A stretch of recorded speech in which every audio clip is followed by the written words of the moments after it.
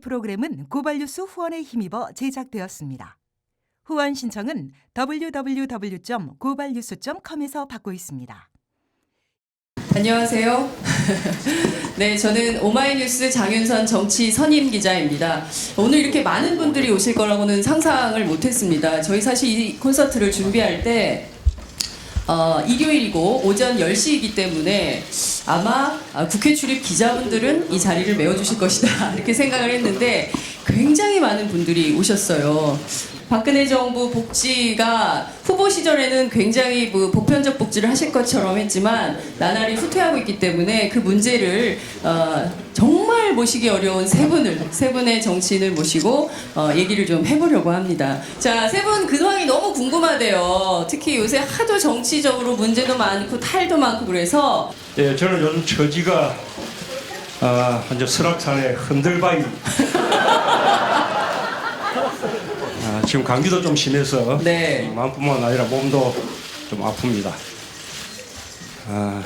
정말 이 야권이 하나가 돼서 이 박근혜 정권 민주주의 후퇴, 경제 실패, 인생 파탄 이거 이제 맞서야 하고 또 총선 승리, 대선 승리 해야 되는데 거꾸로 이렇게 분열된 모습 보여드리고 있어서 아주 송구스럽고 정말 가시방석 위에 있는 것 같습니다. 그래도 어쩝니까? 이제 잘해야죠. 우리 식구들 일부가 우리 집이 마음에 들지 않는다 그렇게 이제 나갔는데 이럴 때 우리 이제 남은 사람들이 할 일은 남은 식구들끼리 똘똘 뭉쳐서 보란 듯이 집안 다시 일으키고 잘 사는 것이라고 생각합니다. 그래야 또 집 나간 사람들도 다시 돌아오지 않겠습니까? 그렇죠?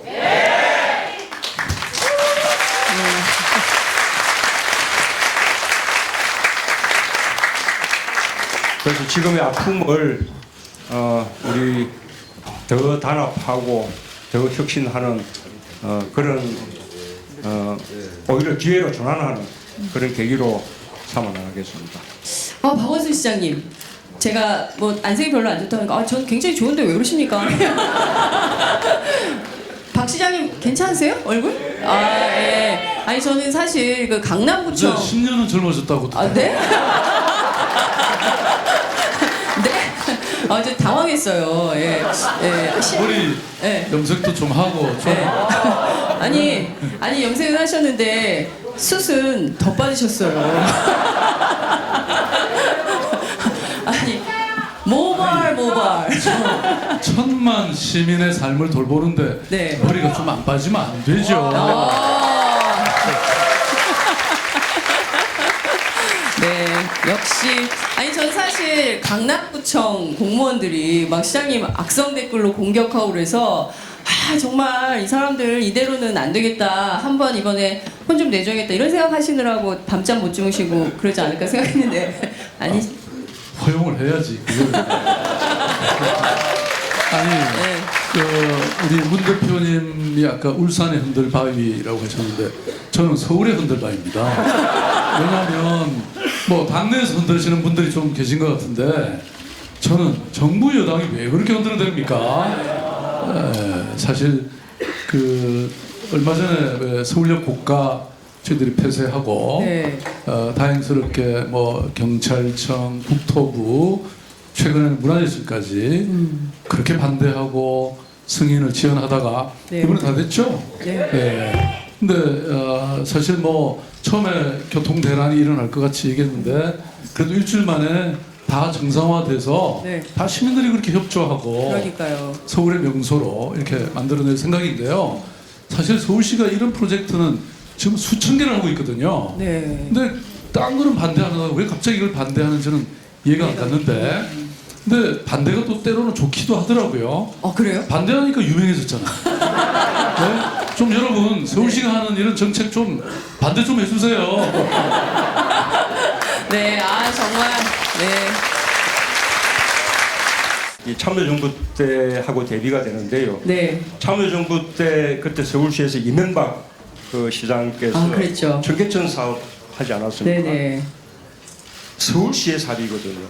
그러나 중앙정부의 협조가 뭐가 필요한가 하면 그로 인해서 생기는 교통체계, 교통혼란을 막기 위한 교통체계를 강구해 줘야 됩니다. 네. 경찰의 협조 없이는 사업이 불가능한 거예요. 이번에 그 이 서울역 앞에 고가도로를 이제 인도화하고 또는 이제 공원화하고 하는 것은 서울시의 사업이거든요. 네. 서울시에게 100% 결정을 있는 것입니다. 그러나 중앙정부는 뒷받침을 해줘야 되는데 마지막 순간까지 협조를 안 해준 거죠. 그렇군요. 네. 네. 그게 그러니까 오로지 박은순표 정책입니다. 아, 그렇군요. 아. 시장님은 그러면 요새는 편안하게 잘 지내고 계시다 이렇게 보면 되겠죠? 편안할 수가 없죠. 지금 사실 가계부채가 지금 한 1200조 네. 정도가 이미 넘어섰다고 하고 그다음에 우리 청년들도 뭐 헬조선 그러고 있고 어르신들도 어르신 자살률이 지금 엄청 높아지고 있습니다. 그러니까 이런 아주 정말 절벽인 절망인 이런 세상에서 저는 우리 당이 오늘 우리가 논의하는 이런 뭐 청년 수당 문제든 이런 복지 문제든 무슨 문제든 간에 네. 좀 그 시민들 가까이 시민들의 삶 속으로 들어와서 사실 저희 지방자치단체장들이 우리 새정치연합 출신 지방자치단체장들이 이재명 시장 나와 있습니다만은 정말 좋은 정책 많이 하고 있거든요. 네. 이런 걸 전국적으로 확대하는 이런 사업들 열심히 하시면 저는 인기가 저절로 한 20%는 올라갈 거라고 20%. 예. 좀 잘 부탁드립니다. 저는 우리에게 필요한 것은 낙관주의라고 생각해요. 우리 당 안 될 것이다 이렇게 해서 총선 이길 수 없다. 뭐 이런 말하자면 지레 패배주의적인 사고들 이게 이제 우리 당을 더 어렵게 만드는 거죠. 사실은 그런 것이 이게 새누리당과 또 함께하는 보수 언론의 프레임이기도 합니다. 우리가 그걸 깨치고 해낼 수 있다. 우리가 단단하게 그런 출발을 하면 그 단단하다는 것이 더 또 이제 확장을 만들어주고 그것이 또 통합을 만들어줍니다. 우리가 필요한 시기에 또 필요한 만큼 다 합쳐서 이렇게 국민들과 함께 희망을 만들어 나갈 것입니다. 여러분 믿어주시고 함께해 주십시오. 네. 자, 이재용 시장님 많이 기다리셨어요. 아, 내 차례 언제 오는 거야? 별로 네? 안 기다렸습니다. 네? 별로 안 기다렸어요. 별로 안 기다리셨어요? 그 제일 먼저 오셨잖아요, 오늘 네. 현장에. 뭐 제일 꼬마니까 제일 먼저 와야지. 아, 꼬마. 요즘 이재명 시장님이 네. 저에 대한 라이벌 의식이 대단합니다. 아, 그러니까요. 예. 아니, 오시는데, 막 저 뒤에서부터 인사를 하시면서 스포트라이트를 받으시는데, 저는 대선 후보인 줄 알았어요. 네.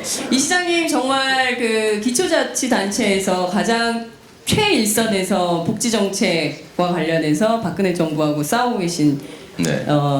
전사? 네. 아니에요? 그 아까 두 분께서 다 뭐 흔들리는 울산바위, 뭐 서울바위 그러셨는데 저는 길에서 이리저리 쳐있는 돌멩이입니다. 이 사람도 차고 저런 사람도 차고 그 중에 특히 저를 이제 모난돌이라고 생각해가지고 의도적으로 자꾸 집어차는 분들이 계신데 그 돌멩이가 좀 특이해서 한번 찰 때마다 자꾸 커져요.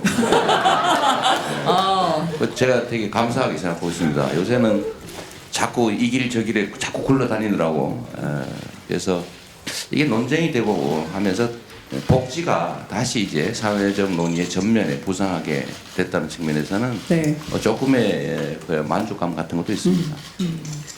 어쨌든 우리가 한번 보여준 게 살림을 부정부패 안 하고 네. 그야말로 나쁜 짓 안 하고 예산 관리 잘하면 우리도 얼마든지 복지 예산 만들 수 있고 그게 국민들의 삶을 개선하는 것이다. 이 정부도 이렇게 하면 얼마나 좋겠냐. 네. 라고 하는 그런 생각들을 갖게 하려고 저는 노력하고 자꾸 여기저기 채이긴 하지만 또 그걸 또 기회윤으로 만들어서 네.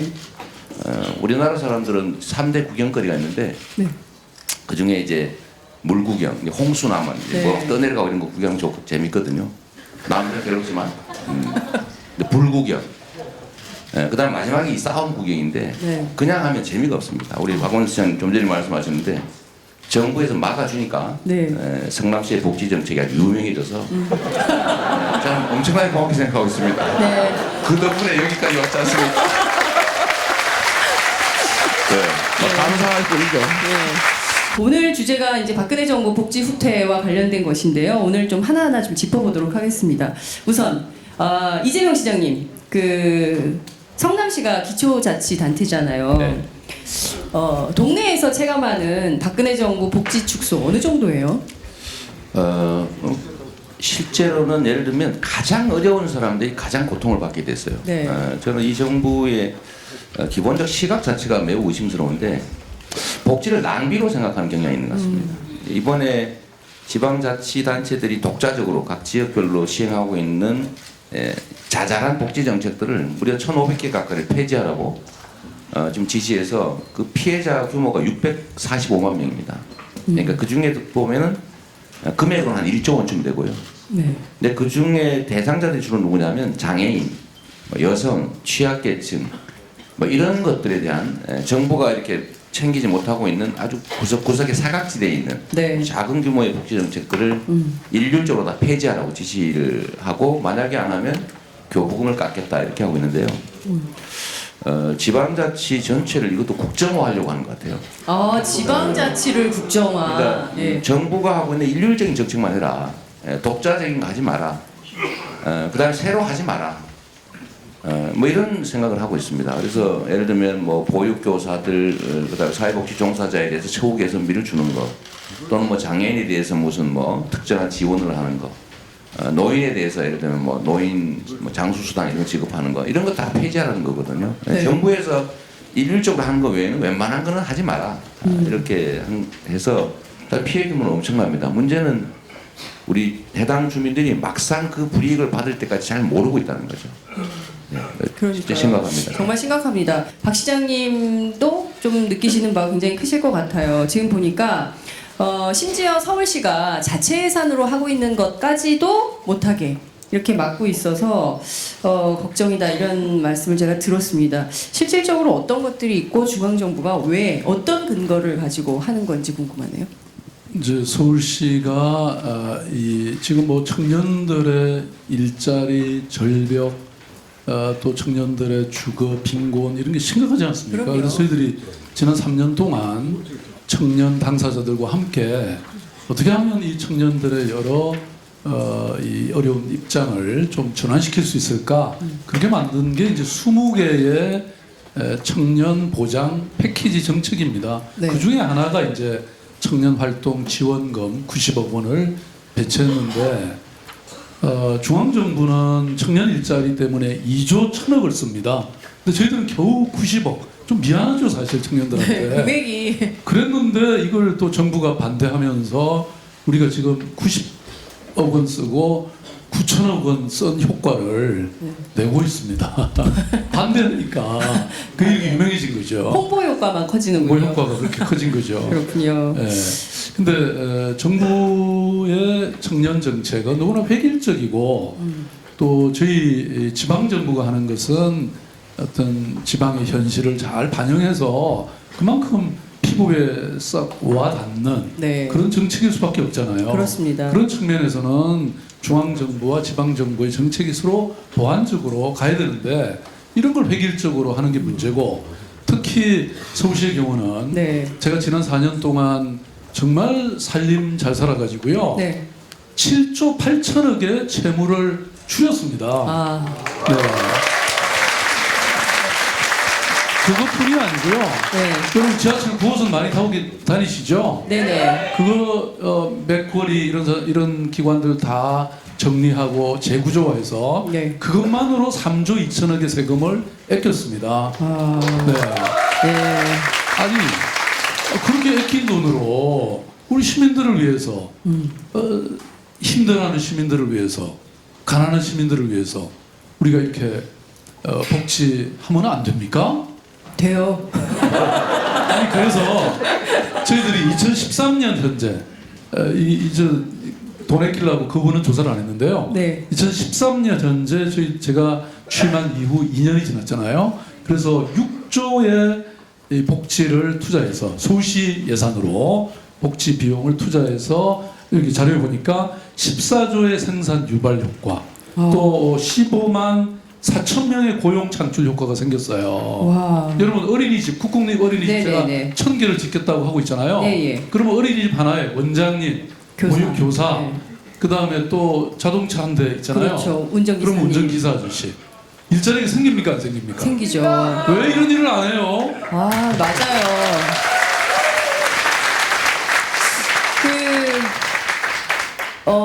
상식적으로 생각해 보면 지금 박 시장님 말씀이 굉장히 옳죠. 네. 그걸 올바른 정책인데 왜 못하게 할까요? 저도 참 그 점이 답답합니다. 네? 네. 아, 네. 예. 장 기자님 왜 그런 복지 정책을 못 하는지에 대해서는 제가 약간의 의견이 있습니다. 의견 있습니다. 예.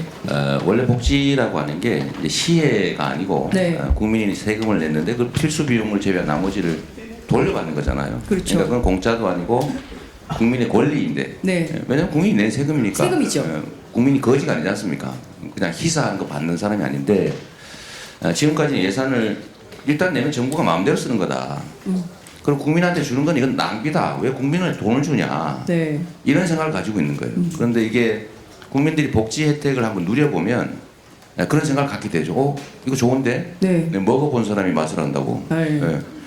그런데 이제 그 다음에 의문이 생기죠. 왜 정부는 못하지? 이런 생각이 들 수가 있습니다. 그래서 우리 성남 씨가 계속 그 얘기를 하는 거죠. 이거 네. 빚 갚고 똑같은 예산 가지고. 네. 저희가 빚을 낸 것도 아니고 정부의 지원을 받은 것도 아니고 세금을 증세한 것도 아니지 않습니까? 똑같은 예산을 가지고 대규모 빚을 청산하고 그 빚 청산이 끝나니까 복지를 대대적으로 확대를 하는데 이게 자꾸 소문이 나는 거예요. 그리고 제가 그 끝에다 꼭 한마디씩 붙이죠. 네. 정부에 돈이 없는 게 아니라 도둑이 너무 많은 것이다 라는 유명한 분의 말을 제가 인용을 하지 않습니까? 네. 그러니까 이게 우리가 뭐 4대강 사업이라든지 네. 뭐 몇백억짜리를 수천억 주고 사온 광구 매입하는 이런 예. 뭐 자원 얘기 비리 또는 뭐 물에 가라앉지도 못하는 잠수함 같은 거 만드느라고 방위비리 엄청난 규모의 예산을 낭비하고 있는데 그러니까요. 그다음 돈 많은 사람도 예산 그 세금 막 깎아주고 말이에요. 없는 사람 뜯고 이런 이 비정상적인 재정 운영 때문에 엄청난 국가적 손실이 생기고 있는데 사실 이런 것들만 통제해도 정상적으로만 해도 국민의 지금 논의되는 복지 다 하고도 남는다. 이 얘기를 제가 자꾸 하거든요. 네. 근데 국민들도 결국은 거기를 눈을 뜨게 된단 말이죠. 맞습니다. 그래서 이걸 원천 봉쇄하려고 하는 것 같아요. 아예 그냥 원래 복지라는 건 없는 거다. 뭐 이런 거 아닌가 싶어요. 그렇군요. 문재인 대표님 하실 말씀 있으신 것 같아요. 이 정부의 철학 자체가 잘못된 것이 네. 지금 우리 사회의 그 가장 심각한 문제, 맞아 시대 정신 그런다면 불평등을 해소하는 거 아니겠습니까? 네. 경제적 불평등이 너무 심하잖아요. 네. 세계에서 최고의 불평등 국가입니다. 예를 들면 소득으로 치자면 상위 10%가 차지하는 소득 비중이 45%쯤 됩니다. 전체 소득 가운데. 네. 통계상으로는 미국이 46%쯤 돼서 우리보다 좀 높은 것처럼 돼 있어요. 네. 우리가 2등이지만 네. 실제로 우리는 고소득층 가운데 소득이 잡히지 않는 소득이 많거든요. 뭐 부동산 임대 소득이라든지 뭐 주식 양도 차익이라든지 뭐 이렇게 무기명 금융 자산에 대한 무슨 소득이라든지 이런 거 다 감안하면 네. 우리가 미국보다 더 심한 세계 1위의 불평등 국가입니다. 자산이 따지면요. 상위 10%가 차지하는 자산 그 비중이 대한민국 전체 자산 가운데 63%가 됩니다. 하위 50%가 얼마를 가지고 있냐? 네. 하위 50%가 단 2% 가지고 있어요. 이 이제 불평등이 지금은 그냥 사회 통합을 가로막는 그런 정도에 그치는 것이 아니라 이것이 경제 성장을 가로막는 원인이라고 지금 인식되고 있는 것이거든요. 돈이 없으니 소비를 못하는 거 아닙니까? 그러니까 내수가 살아나지 않고 아무리 수출 쪽에 의존한다 해도 지금은 이제 경제가 살아나지 않는 거죠. 자꾸 이제 저성장의 늪에 빠져가는 겁니다. 이것이 또 우리 젊은 사람들에게 주는 그 뭐 절벽이랍니까? 그 절망감도 굉장하지 않습니까? 이 불평등이 그대로 불공정으로 이어지니까 금수저, 흑수저 이런 이야기 나오는 거 아니에요? 이 극심한 불평등을 그나마 이제 해소하는 제도가 복지인데 이 복지를 축소해 간다는 것은 정말로 이렇게 역사에 죄를 짓는 거예요. 지금 세계적으로 비교해봐도 우리나라처럼 복지 지출 비중이 적은 나라가 없어요. 우리나라가 이 복지 지출 비중이 전체 GDP의 10% 좀 10.4%. OECD 평균이 얼마냐? OECD 평균이 21.6%입니다. OECD 평균의 절반도 안 되는 그런 복지 지출을 하고 있는 거예요. 우리가 가용한 재원을 최대한 복지 쪽으로 이렇게 돌려서 또는 재원이 부족하다면 나자면 부자나 대기업들에게 세금을 더 거두어서라도 복지를 늘려나가야 되는데 네. 박근혜 정부는 경제 정책 자체가 과거의 그냥 신자유주의 이 성장 정책 또는 낙수 효과 이론 여기서 지금 벗어나지 못하고 있는 거죠. 네, 정말 참 안타까운 일입니다. 근데 지금 아예로 조사에 따르면 대한민국 국민들은 가장 장시간 노동에 그다음에 생산성은 최하입니다. 왜 그럴까요? 그게 바로 오늘날 복지와 이런 이 어떤 정신적인 치유 뭐 이런 많은 것들이 필요한 시대가 됐다는 얘기죠. 그래서 저는 이 시대를 잘못 읽고 있는 게 가장 큰 문제다. 그 과거의 제조 보십시오. 이번에 그 조선 3사에서만 적자가 4조가 났지 않습니까? 네. 그러니까 지금 앞으로 철강, 자동차 뭐 이렇게 대기업 의존하던 우리 경제가 힘들어질 것은 너무나 뻔한 거죠.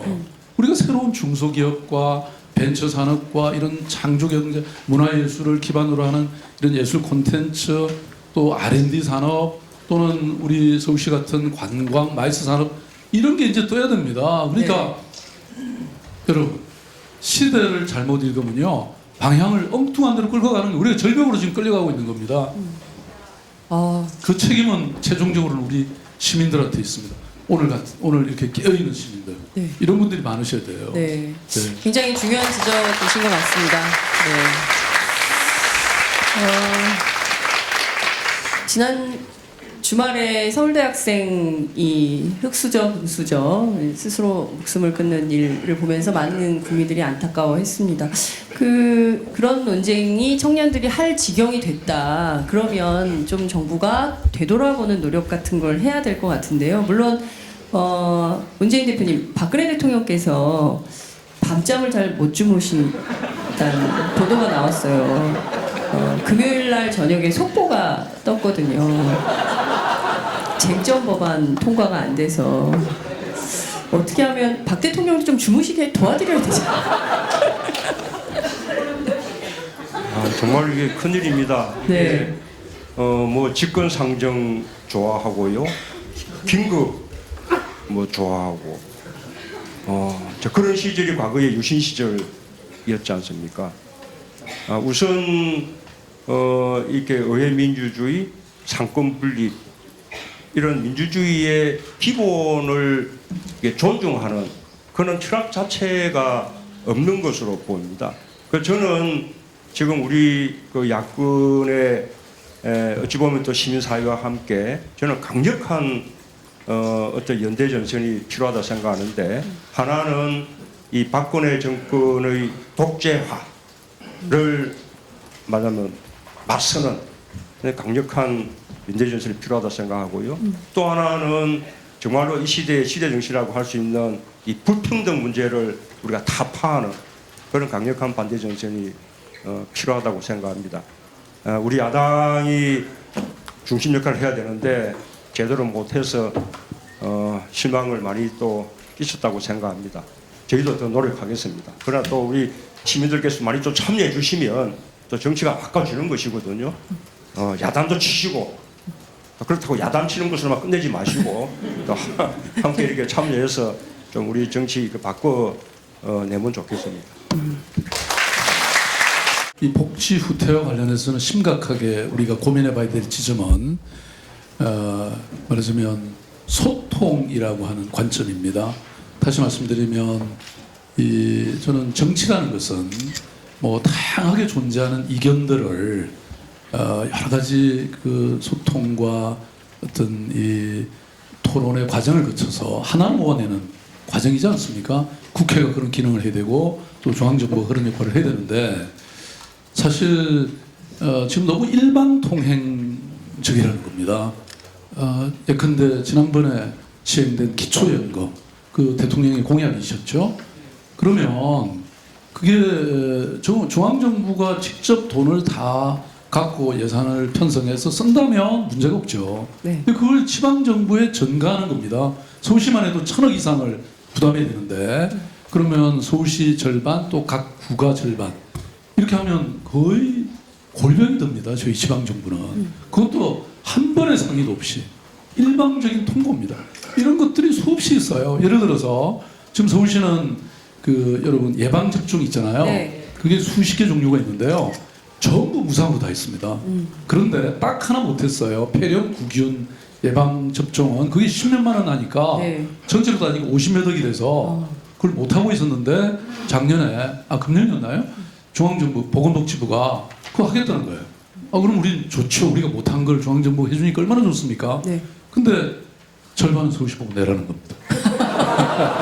말하자면 이런 삼색형의 이런 중앙정부가 다 하고 있습니다. 지금 이제 박근혜 정부는 중앙정부의 복지도 후퇴시키면서 더 나아가서는 지방정부가 자기들 재원을 아껴가면서 별도로 하고 있는 그런 맞춤형 복지까지도 지금 다 못하게 하는 것입니다. 네. 아까 우리 이재명 시장님 말씀하셨다시피 그 건수가 1,500여 건의 사업에 이렇게 달하고요. 그 해당되는 분들이 그냥 빈곤한 어르신들, 그다음에 장애인 여성들, 그다음에 또 어려운 또 청년들 이런 소외계층 다 해서 무려 645만 명이 혜택을 받고 있던 것을 그 혜택을 다 이제 지금 끊으라고 이렇게 하는 것이거든요. 우리가 이제 청년 수당, 청년 배당의 경우에는 우리 당에서도 청년 구직 촉진 수당 네. 이라는 이름으로 저희가 정책화해서 법안을 이미 이제 발의를 해두었고요. 우리 이제 성남시는 공공산후조리원 이게 중앙정부가 못하게 하는 바람에 중앙정부의 재원을 요구하는 것도 아니고 네. 성남시의 자체 재정으로 하겠다는 것을 못하게 이제 가로막고 있어서 저희가 약간 근원적인 해결책은 아닐지 모르지만 모자 보건법을 개정을 해서 그래도 성남시가 공공산후조리원은 할 수 있도록 이제 그렇게 이제 했습니다. 그 환자 안심병원이라고 들어보셨습니까? 네. 그게 말하자면 지금 어떤 분이 그 보통 요새 이제 맞벌이가 많은데 이 부부 중에 한 사람이 입원하면 그 부부가 부인이나 남편이 그 간호해야 되잖아요. 그러면 말하자면 가계 위협이 오는 겁니다. 가계 경영에. 그래서 서울시 같은 경우는 간호사들로 대폭 충원을 해서 말하자면 그런 일이 없도록 가계 위험이 없도록 이렇게 만들어 드리는데요. 이게 본래 제가 이제 시장되고 나서 얼마 안 돼서 이걸 시행을 했는데 그 당시 이명박 정부 시절에 임채민 복지부 장관이 네. 그 반대했습니다. 그래서 중앙정부는 하나도 안 도와줬어요. 서울시가 했습니다. 근데 얼마 후에 다른 장관이 들어와가지고 이거 너무 좋은 제도다. 지금 전국화 했거든요. 그 다음에 뭐 중증 장애인들의 경우에는 지금 사실 화재가 나서 그냥 그야말로 불타 죽은 그런 사례가 있지 않습니까? 그래서 24시간 보조인이 꼭 필요합니다. 예컨대 이런 사업들 네. 꼭 필요한 사업이지 않습니까? 그 다음에 그 장애인 부모님들은 평생을 어디 휴가 한 번 못 가보는 거거든요. 이분들에게 휴가 보내기 이런 거는 정말 감동적이고 우리 사회에 가장 어려운 가장 절박한 사람들을 돌보는 이런 정책은 우리 이 지방정부, 지방자치단체에서 나오는 것이거든요. 저는 이런 것들이 모여지면 우리 사회가 훨씬 더 품격 있고 인도적이고 민주적이고 또 그것을 기초로 해서 더 통합되고 더 발전하는 그런 사회가 될 거라는 겁니다. 내친 김에 말씀을 드리면요. 역시 이 근원적인 궁극적인 해결책은 뭐 정권 교체밖에 없다고 생각합니다. 그에 앞서서 내년 총선에서 의회 권력부터 교체할 필요가 있습니다. 우리가 국회 다수가 돼서 입법을 우리가 할 수 있다 그러면 오늘 온 많은 문제들 해결할 수 있죠. 청년 수당, 청년 배당 못하게 하는 것, 그거 다 법으로 가능하게끔 할 수 있습니다.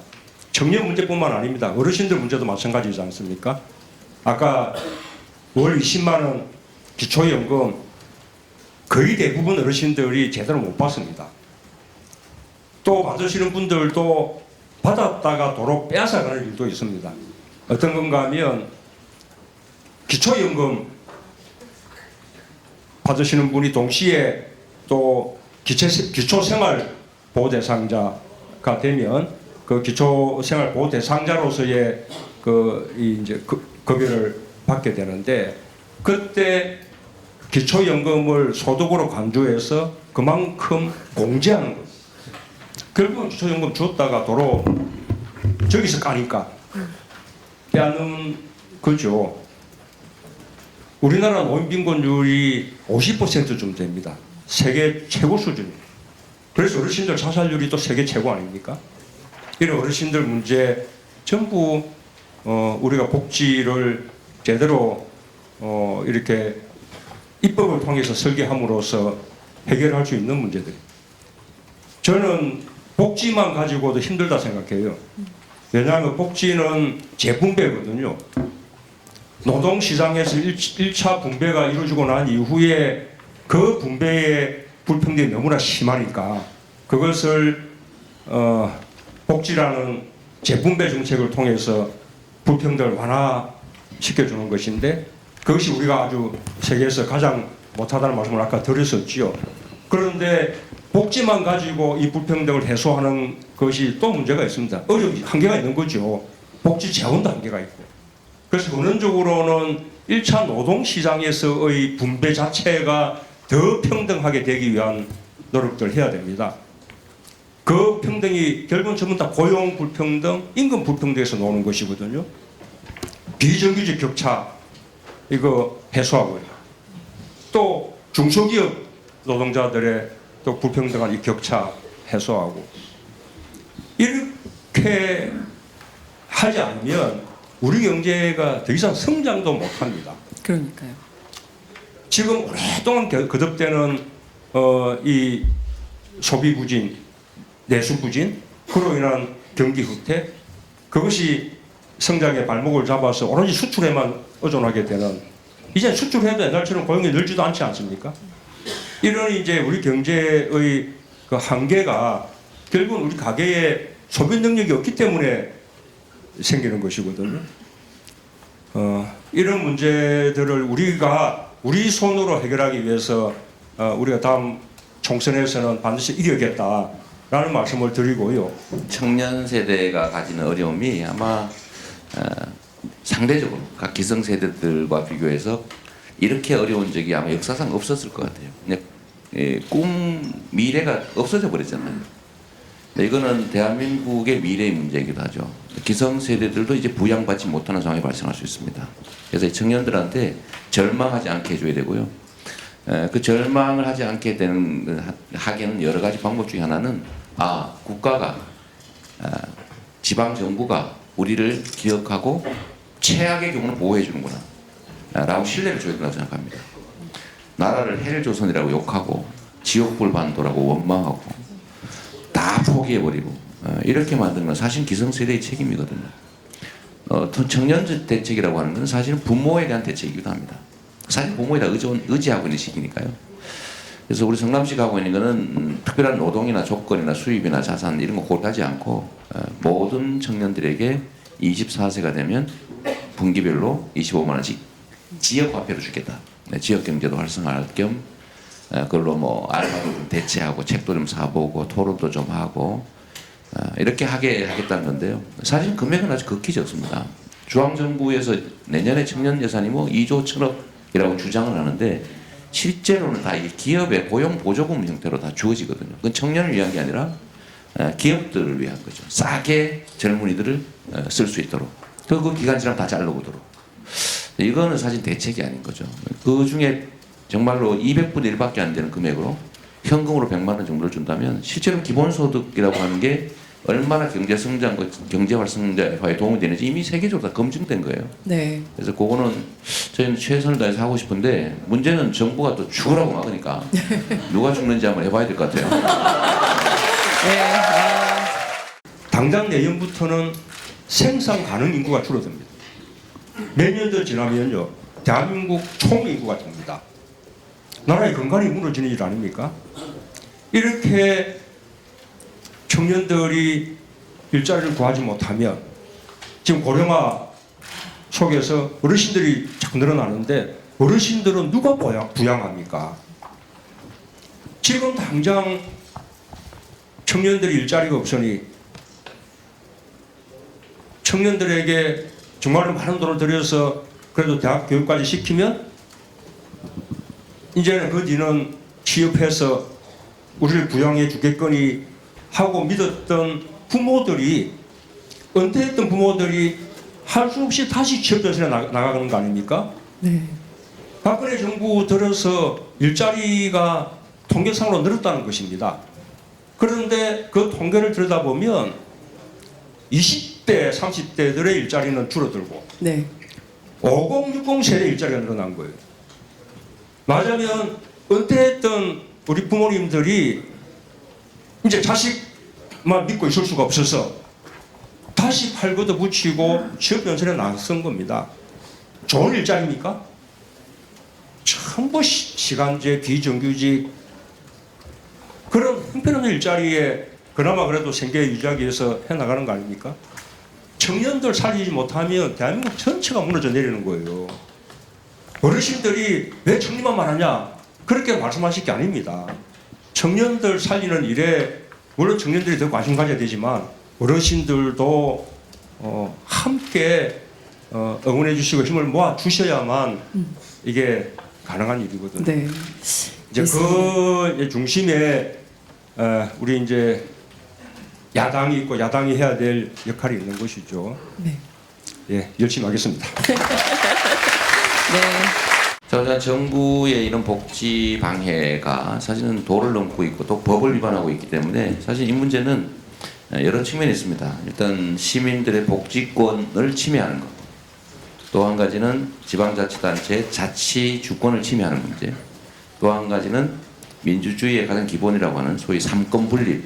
그중에서도 국회의 입법권을 침해하는 그래서 헌정질서를 정말 무너뜨리는 그런 세 가지 측면의 심각한 문제가 있습니다.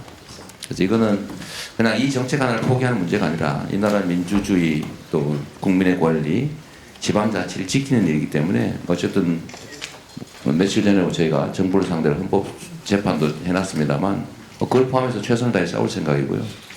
결국은 국민들이 스스로 책임져야 될 부분이다. 그리고 세상에 이 지배력을 가진 사람들은 실제로 소수고요. 네. 다만 엄청난 힘을 갖고 있죠. 근데 거기에 피해를 입고 또 그걸 바꿈으로써 혜택을 볼 사람들은 힘은 없지만 다수라는 거거든요. 그래서 한 방이 아니라 작은 실천을 끊임없이 함으로써 우리가 원하는 합리적인 세상, 공정한 세상을 만들 수 있다는 겁니다. 아까 보니까 우리 대표님 무슨 그 플랫폼도 만드신다는데 제가 좀 놀 장소가 하나 더 생긴 것 같아요. 열심히 거기 가서 놀도록 하겠습니다. 네. 감사합니다. 네. 저는 이제 우리가 뭐 지방 정부든 또 기초 지자체든 간에 우리가 누가 왜 그런 말 했잖아요. 그거 내가 다 해봤는데 그것도 우리가 누구 따라갈 필요가 있을 것 같아요. 그러니까 말하자면 이런 성공하는 정책들을 자꾸 쌓아가고 그걸 현실로 만들어 보는 경험들 이런 걸 가질 필요가 있다고 생각하고요. 제가 옛날에 그 참여연대 사무처장 할 때 그때 저희들이 내건 구호가 이런 겁니다. 참여하는 만큼 바뀌는 세상. 그러니까 말하자면 지금 뭐 여러 가지 언론 환경이나 여러 가지 어려움 때문에 사실 또 이런 것들을 여러 가지 해도 이게 잘 또 시민들이 잘 모르더라고요. 그러면 용기를 잃게 되죠. 오늘 여러분들이 계셔서 박수를 막 쳐주시니까 제가 힘이 엄청났거든요. 말하자면 네.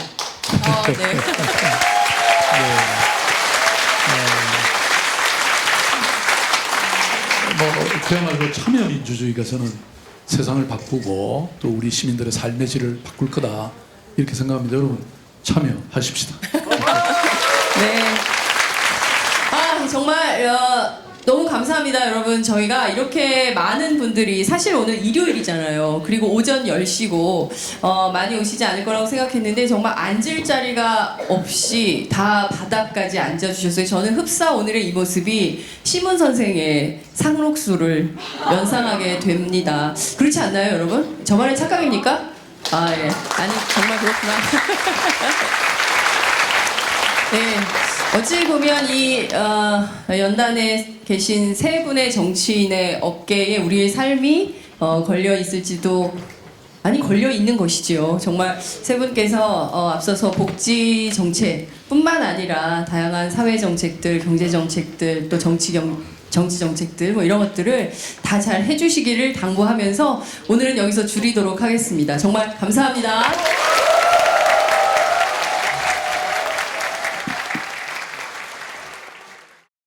이 프로그램은 고발뉴스 후원에 힘입어 제작되었습니다. 후원 신청은 www.gobalnews.com에서 받고 있습니다.